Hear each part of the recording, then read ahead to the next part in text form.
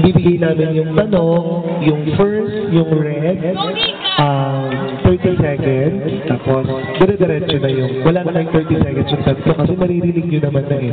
Kumbaga lahat kayo may 30 seconds na. Okay, dito yung tanong. Sa inyong palagay, ano ang mabubuting na itutulot ng sport sa inyong mga kabataan? Ulitin ko.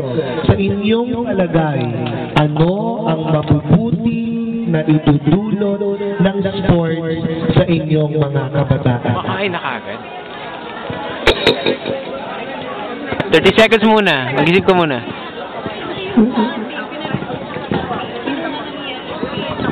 So, unang-una po sa lahat, magandang umaga po sa inyo.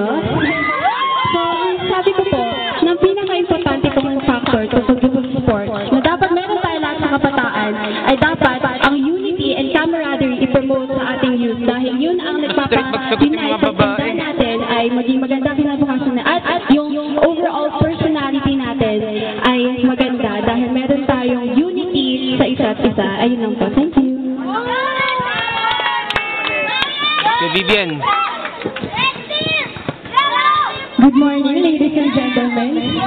Ang sagot ko po sa tanong na yan ay tinuturuan po tayo ng sport na magpakumbaba kapag wala tayo, kapag nasa atin ang lahat. At kapag wala naman tayo, tinuturuan niya tayo na i-compose ang sarili natin. At isa pa, tinuturuan niya tayo na i-build ang confidence natin which comes from God and that trust comes from God. That's all. Thank you.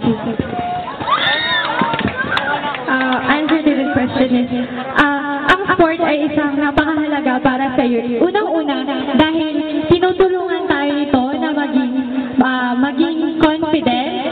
Aside from being confident, ang sport ay maliban sa mind and body, tinutulungan tayo na maging mapagumbaba sa lahat ng mga kasama natin.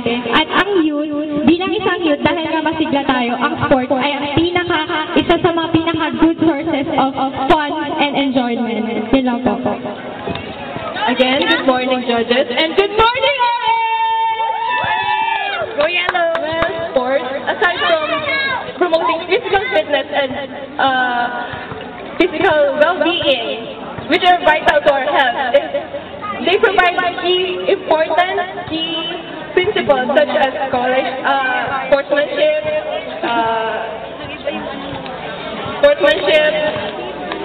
perseverance, determination, discipline, fair play between players, and I believe through sports kasi nag-i-release tayo ng mga endorphins or the happy hormones we call.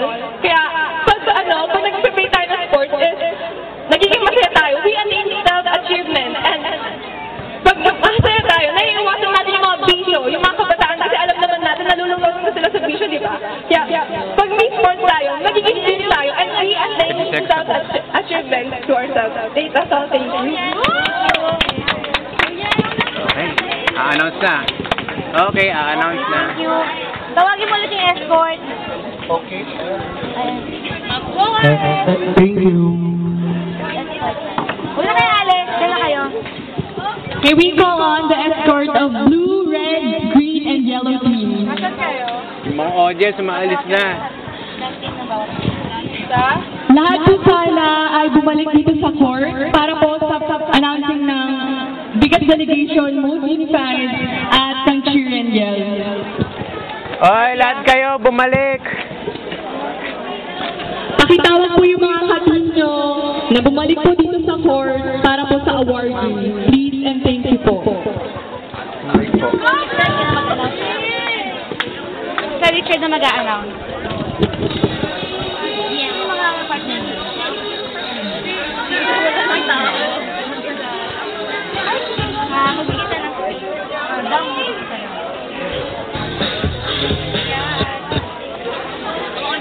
Dahil di ka nabibilang. Hindi marami yan, nandiyan lang sila sa likod. Go, hello! Go,